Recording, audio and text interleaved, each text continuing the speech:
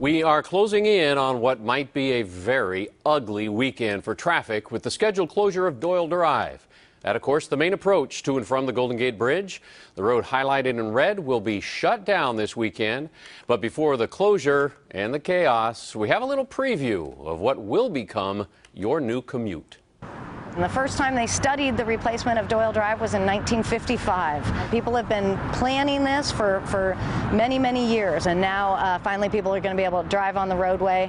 After years of planning, construction, and detours, workers are putting the finishing touches on the Presidio Parkway.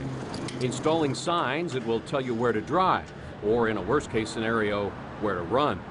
As for the last bit of heavy lifting, that will come this weekend. And mostly what they need to do is get rid of the temporary detour and then build up the new roads and connect them. Look closely and you can see the elevation difference between the road you're driving now and the new highway. This weekend, those chunks of finished parkway will get stitched together. That will allow traffic to spread out through those twin tunnels and use the ramps that have been closed for years. People that come from the Richmond and want to get downtown or to the marina, they've been waiting for these two small connector ramps to be open, and they will be open come the 13th. The new drive also comes with impressive views. Head southbound and the tunnel exit frames the Palace of Fine Arts. And with the twin viaducts sitting at slightly different elevations, everyone gets a view of the bay. There's still about a year of work to go in order to really complete it and bring it to its glory with all the landscaping, but this is a big milestone for drivers. But ahead of that milestone, there is one big obstacle. A long weekend road closure that could get ugly. We are concerned about traffic, certainly on the Friday and during the whole weekend. It's July, there's a lot of tourists. We're really asking people to avoid the corridor because quite frankly it could be a mess. There you go. Could be a mess. CHP says could be 3-hour delays. But here's the countdown. The closure starts Thursday night, 10 p.m. It will reopen on Monday morning at 5 a.m. The University of California is changing up its requirements to draw more transfer students. Right now, transfer students make up about 30% of the new undergraduates admitted each school year. To increase that number, UC is creating pathways for 10 of its most popular majors. This will guide potential transfer students to the classes they should be taking at community colleges. Back to that Doyle Drive thing, Paul, I was thinking... Did you say 3 hours? Could be, CHP says could be 3-hour delays. But they never probably thought the weather might be a factor. Not that it's going to rain that much, but rain in July? How about that? Yeah. We need it. We should be happy, right? Happens on average about once every 3 years. So yeah, any mention of rain is actually a big deal, and this could include some thunderstorms. Now, not widespread. Everybody's not going to get it, but the chance that you in your backyard may be getting some rainfall. Bonus rain from Mother Nature. The next couple of evenings, keep your fingers crossed. You want the rain, you don't want the lightning. Peak Outdoors, South Bay, San Jose. Beautiful day today. Your highs were in the upper 70s and low 80s. Not the hot stuff like last week, but certainly still plenty nice to get outside. Campbell, you hit 80, Concord 80, Santa Rosa officially 79, 74 your high today in San Mateo. Berkeley, 69 degrees today. In Daly City, one of our cooler spots at 64. So what's going on? Rain, July? Yeah, maybe in Texas, but not much here. Plenty of thunderstorms over the Sierra today. The Northern California mountains up toward Shasta Lake, which is filling up with the rainwater. Upper level low pressure, counterclockwise flow around it gave us the stronger onshore flow today. That's why temperatures were down and the amount of cloud cover this morning was up. But that low is moving toward us. Tomorrow, minimal rain chance or thunder chance with most of the activity once again over the Sierra as it makes its closest pass to us. Now as low pressure begins to move away, watch where it settles. Just to our south and east, centered over Fresno and the San Joaquin Valley. This will allow any thunderstorms that bubble up to get an east to west flow pushing back toward the Bay Area. That's why I think Thursday actually carries the better chance of a few drops of rain in your backyard because of upper level low pressure approaching and hanging out for a couple days beginning tomorrow. Highs tomorrow even cooler. Fremont, you're down to 74, Vallejo 71, 66 in San Francisco, San Jose 78 degrees. A minimal rain chance tomorrow, a slightly higher rain chance on Thursday with highs in the 70s away from the water, 60s near the bay, and we'll erase that rain chance, have a very pleasant weekend Saturday and Sunday.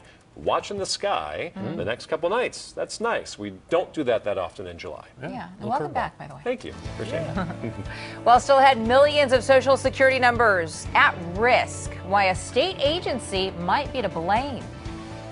Plus, the drought sending more and more rats into East Bay homes. The all-out effort to keep them out.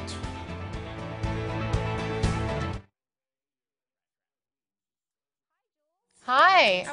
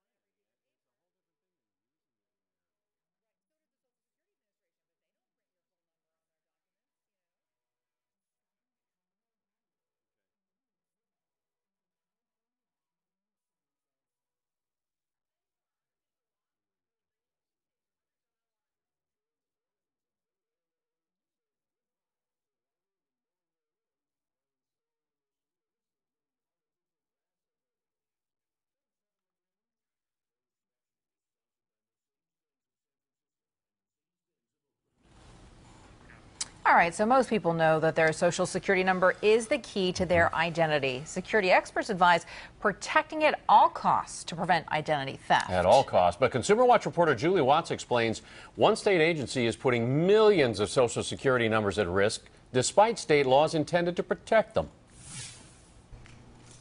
Maxine Hines is diligent about protecting her identity. She just wishes the state of California would be too.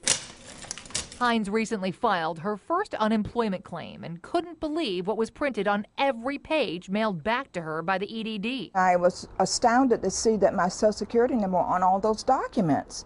A concern to the former IRS employee who witnessed identity theft firsthand. I've seen people who have gotten hurt when their Social Security numbers have been used. I couldn't imagine why the state of California would not protect the people who live here. The Employment Development Department administers benefits for unemployment, disability, maternity leave to over 1 million Californians so far this year.